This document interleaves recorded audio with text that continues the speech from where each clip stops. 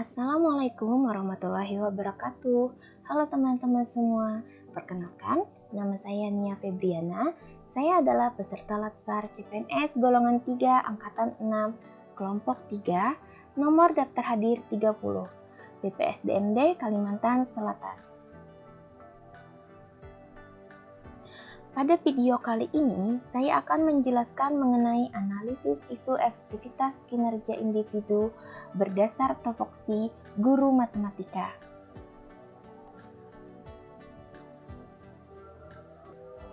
Untuk menganalisis isu efektivitas kinerja individu berdasarkan topoksi, langkah-langkahnya: 1. Identifikasi beberapa isu atau masalah. 2. Menapis, menganalisis dan menyusun alternatif pemecahan isu atau masalah dan menemukan isu prioritasnya menggunakan metode APKL atau USG. Yang ketiga, analisis sampai ke akar masalah dengan menggunakan teknik fishbone. Yang keempat, menemukan alternatif pemecahan masalah dengan menggunakan SWOT.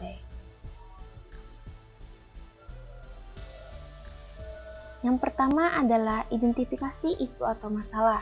Di sini ada 3 isu atau masalah yang sesuai dengan topoksi saya. Yang pertama, kurangnya minat dan motivasi belajar peserta didik dalam pembelajaran matematika secara daring selama pandemi COVID-19. Yang kedua, pengumpulan tugas peserta didik tidak maksimal. Yang ketiga, kurangnya keterlibatan orang tua terhadap pembelajaran anak di rumah selama pembelajaran daring.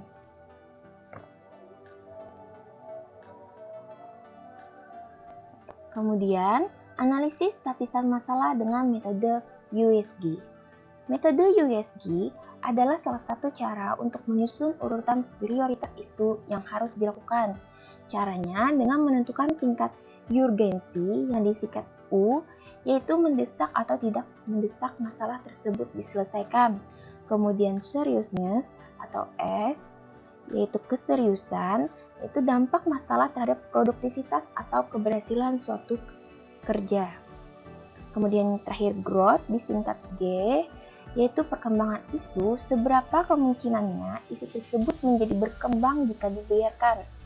Ketiganya ditentukan dengan skor 1-5. 5 sangat tinggi, 4 tinggi, 3 sedang, 2 rendah, 1 sangat rendah. Baiklah, untuk isu atau masalah yang saya angkat, yang pertama, kurangnya minat dan motivasi belajar peserta didik dalam pembelajaran matematika secara daring selama pandemi COVID-19 untuk skor urgensi itu 5, seriousness 4, growth 4, sehingga totalnya 13. Yang kedua, pengumpulan tugas peserta didik tidak maksimal, urgensi 3, seriousness 3, growth 4, total 10. Yang ketiga, kurangnya keterlibatan orang tua terhadap pembelajaran anak di rumah selama pembelajaran daring, urgensi 3, seriousness 2, growth 2, totalnya 7. Karena isu kurangnya minat dan motivasi belajar peserta didik dalam pembelajaran matematika secara daring selama pandemi COVID-19 memiliki total skor paling tinggi, maka isu ini akan menjadi prioritas utama.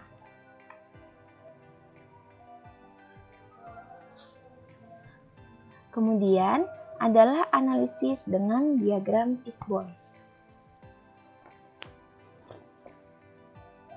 Jadi, terdapat beberapa faktor-faktor yang menyebabkan kurangnya minat dan motivasi belajar peserta didik dalam pembelajaran matematika secara daring selama pandemi COVID-19.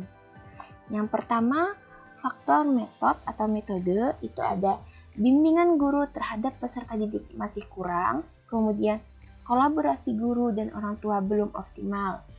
Yang kedua adalah faktor atau manusia, itu ada guru masih kurang variatif dalam mengajar, kemudian peserta didik masih belum merasakan belajar sebagai suatu kebutuhan. Faktor yang ketiga itu adalah material, yaitu kuota internet dan fasilitas belajar masih terbatas. Kemudian peserta didik belum memanfaatkan perangkat ajar e-book. Yang terakhir, mesin atau alat, yaitu kurangnya penguasaan iptek peserta didik.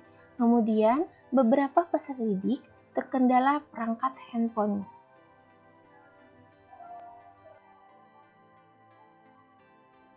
Kemudian analisis SWOT, yaitu dari strength, kekuatan, adalah inovasi dari guru untuk lebih variatif dalam mengajar. Yang kedua adalah weakness atau kelemahan, yaitu tidak semua peserta didik memiliki perangkat gawai yang memadai, kurangnya pengawasan serta bimbingan dari guru dan orang tua terhadap belajar peserta didik. Yang ketiga, opportunities atau peluang, yaitu adanya bantuan kuota internet dari program pemerintah, sarana dan prasarana yang lengkap di sekolah untuk menunjang guru dalam mengajar. Yang terakhir adalah threat atau ancaman, yaitu learning loss atau hilangnya pengetahuan dan keterampilan peserta didik, kemudian ancaman putus sekolah, dan penurunan capaian hasil belajar. Sehingga didapatkan alternatif penyelesaian. Yang pertama adalah meningkatkan kreativitas dan variasi metode mengajar guru. Tahapannya adalah mencari referensi mengenai metode pembelajaran dan media pembelajaran interaktif. Yang kedua, mengikuti pelatihan mengenai pembelajaran inovatif. Yang ketiga, sekolah memfasilitasi pelatihan guru.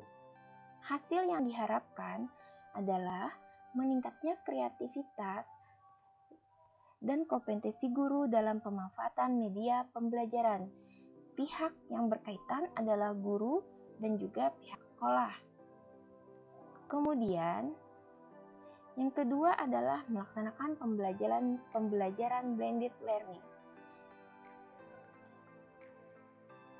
Tahapannya yang pertama, membagi kelas menjadi 2 kelompok sekitar 14-16 peserta didik. Yang kedua, menentukan jadwal kehadiran untuk kelompok-kelompok tersebut. Hasil yang diharapkan, materi dapat disampaikan dengan baik dan peserta didik dapat lebih memahami materi pembelajaran. Pihak yang terkait adalah guru dan siswa atau peserta didik. Sekian penjelasan analisis isu efektivitas kinerja individu berdasarkan topoksi. Terima kasih.